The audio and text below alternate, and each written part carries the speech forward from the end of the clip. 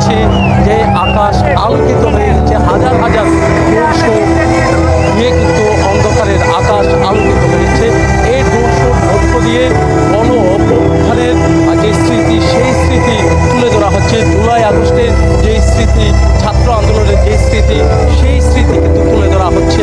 আমরা দেখতে পাচ্ছি যে এখানে বিভিন্নভাবে কিন্তু তুলে ধরা হচ্ছে।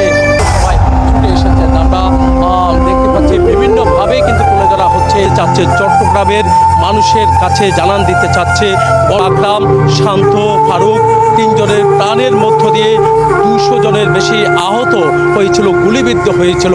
চট্টগ্রামের যে গণ অভ্যুত্থানের যে আন্দোলন, আজকের এই দিনে আন্দোলন আরও অগ্রসর হয়েছিল, গতি ফিরেছিল এই আন্দোলনের। তাদের প্রাণের বিনিময়ে এই আন্দোলনের গতি ফিরেছিল। তাই যাদের কারণে এই নতুন বাংলাদেশ, যাদের কারণে গণ অভ্যুত্থানের যে স্বপ্ন পূরণ হয়েছে, আমরা একটু ড্রোন শো দেখাতে চাচ্ছি। দেখতে পাচ্ছেন কীভাবে সাজানো হয়েছে এই ড্রোন শো, কীভাবে আকাশের মধ্যে তুলে ধরা হচ্ছে। ড্রোন শোর মাধ্যমে কীভাবে তুলে ধরা হচ্ছে চট্টগ্রামে এই প্রথমবারের মতো এই ড্রোন শোর মধ্য দিয়ে কীভাবে সরকারের পতন, স্বৈরাচারী সরকারের পথকে টিকিয়ে রাখতে হবে, এরকম লেখা আমরা দেখছি। এরকম অনেক লেখা দেখা যাচ্ছে। এই সরকারকে টিকিয়ে রাখতে হবে, সেটাই কিন্তু নতুন প্রজন্মরা এই ড্রোন শোর মাধ্যমে তাদের জানান দিতে কিন্তু এই আয়োজন সংস্কৃতি মন্ত্রণালয়ের এমন আয়োজন বলে আমাদেরকে জানিয়েছেন। সংস্কৃতি মন্ত্রণালয়ের উপদেষ্টা এখানে আছেন। উপদেষ্টা নিজে থেকে কেনা দেশটা কারো পাপের না, এমন স্লোগান আমরা গণ অভ্যুত্থানের সময় আমরা শুনেছি।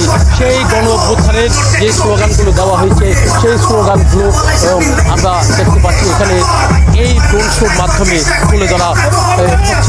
1, 2, 3, 4 আমরা দেখতে পাচ্ছি এখানে বিভিন্ন কিছু তুলে